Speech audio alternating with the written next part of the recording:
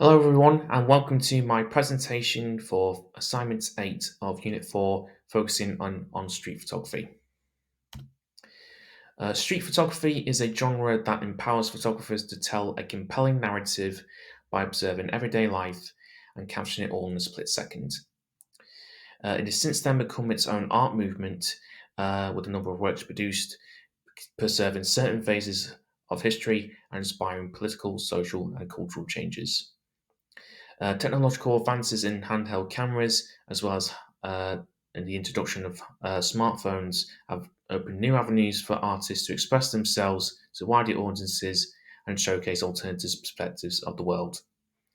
Intrigued by how the process of the capturing these street images has evolved, I've decided to explore this movement further and ask the question: how have handheld cameras and smartphones elevated the standards of street photography? From its inception, photography was limited to mainly portraiture and documentation purposes.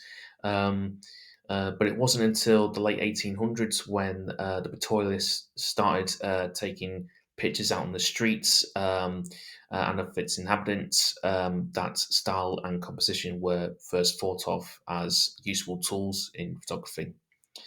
The Victorias were using these bulky, cumbersome cameras that you'd normally find in a studio, which required long exposure times and the wet plate process. So, using that kind of those kinds of methods in an urban environment where everything's outdoors and moving fast, it wasn't really suitable back then. Nevertheless, this is what how the foundations of street photography were laid. The Brownie was the world's first commercially available camera. Image qualities wasn't sufficient still at that period, but the very idea of like a camera being held in the palm of your hands was a revolutionary concept because then you could roam about wherever you wanted and take pictures of whatever you wanted. Um, so all well and good, but it wasn't until the likes of Eugene Aget and Henri Cartier-Bresson um, took the Leica 1 and the 35mm film, combined it together in the 1920s and 30s, and started roaming the streets taking pictures of what they could see, pioneering a new genre to strengthen photography's case as an art form. Over the last century, street photography has grown from its own genre into its own movement, in part due to the efforts of the artists who were inspired by their predecessors, borrowing elements from other photography genres and movements, and observing the cultural landscape of their generation. Technological advancements in photography have been made it easier in capturing and sharing all our images, and that's very crucial nowadays, especially like when we've got lots of shifts in attitudes and there's a lot of debate of what's acceptable in our society.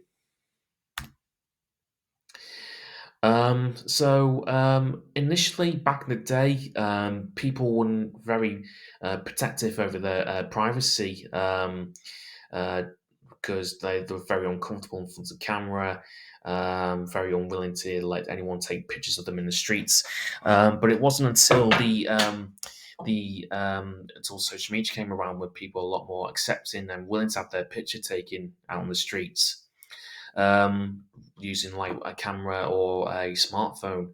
The appeal of camera phones in particular is mostly down to the satisfaction in how people can like take a number of images at once and view them immediately and share them immediately with large crowds stretching all across the globe. Camera phones have been useful for street photographers as well. There's plenty of street photographers currently active now at the minute who'd rather use camera phones simply because they're like the whip out of the pocket approach and just like for like its discretion. However, there are a lot of photographers that take a lot of bad and mid-quality images nowadays because a lot of them aren't fully educated in the art aspects of photography, so it's completely oblivious to them.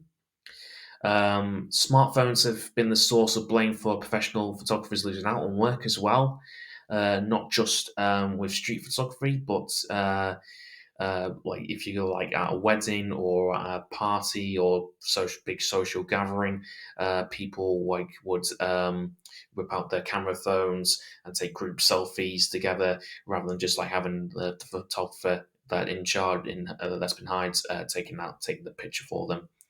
But despite the significant technological advancements of smartphones, like there's still a strong desire to have a traditional camera, especially for a large majority of street photographers who want to build a great body of work for themselves.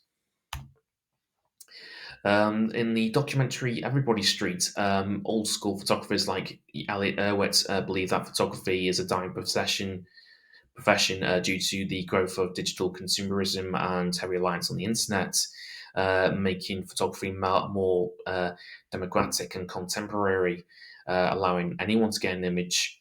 Um, but then there's photographers like Joel Meyerowitz, who believes that amongst all the amateurs posting bad pictures online, there are individuals who would that like do have a hidden talent for photography that are waiting to be discovered.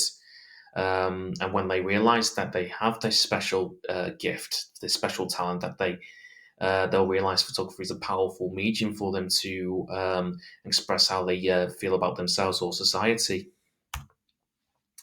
Clayton Patterson describes cameras in any form as an activist tool to garner interest in social factors that people often overlook and bring communities together.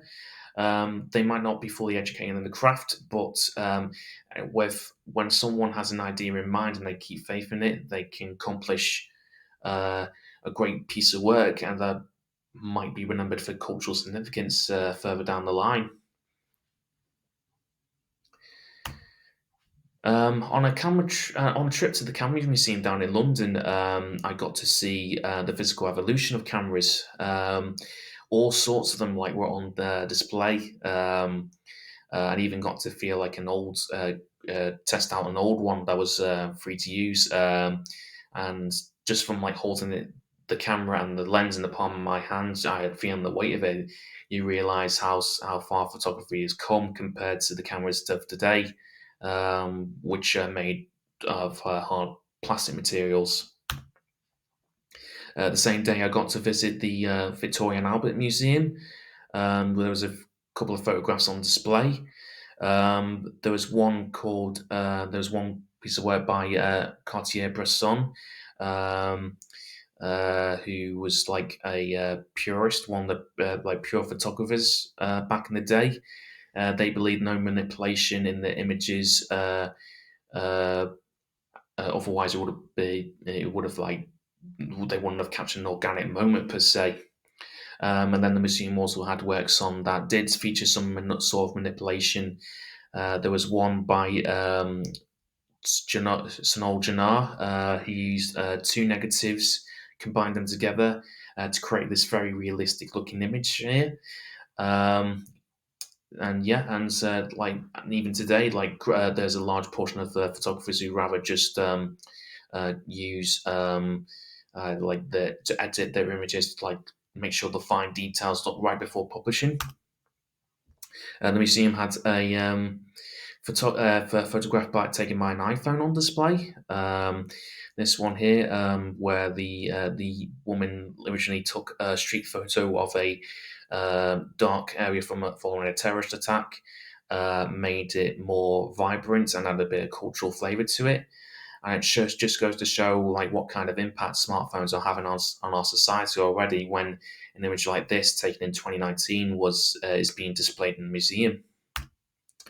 So what you can see here are the results of a survey I conducted to get people's thoughts about the future of traditional cameras as well as the reliance on smartphones.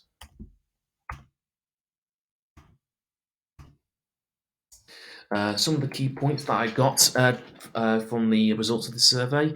Um, while it's true that smartphones allow photographers to blend in and go unnoticed, the people in this survey said that they'd rather still use a DSLR and a zoom lens just to avoid that act of intruding on people's privacy and shoot their subject from a distance.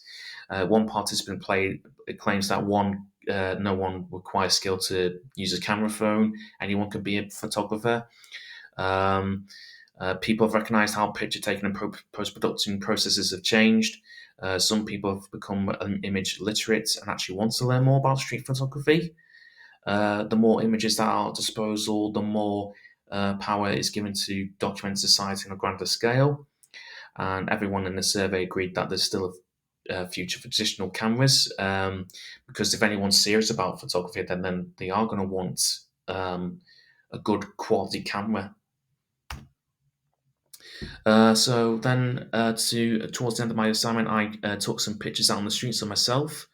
Uh, I replicated some works I found during my research. I've got the original photograph, a photo taken by my camera, and a photo taken by my iPhone, and another examples here, and some more examples here. So upon review, the iPhone was lighter and easy to carry, to walk around and aim for a shot, easy to be discreet, and it was able to autocorrect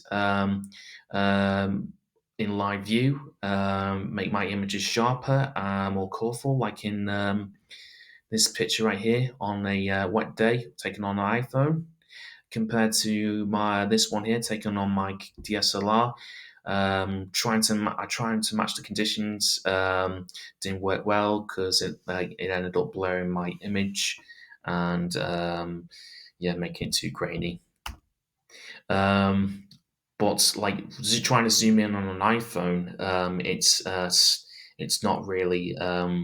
It didn't really come out well. Like all my images were distorted, blurry, grainy.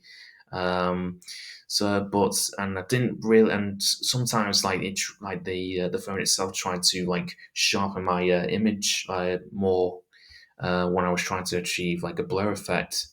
Just using this example here, the old man, trying to get him in the focus, but the final shot is overly sharp. But then I achieved the effects I wanted in this image here with manual controls on my camera. So like while the manual settings weren't on my camera weren't exactly didn't go well in like my previous image here, I did achieve the effect that I wanted in this image, and that's why I feel like having manual controls just makes you more comfortable behind the camera, because then you can like properly visualize like how you want the shot to look.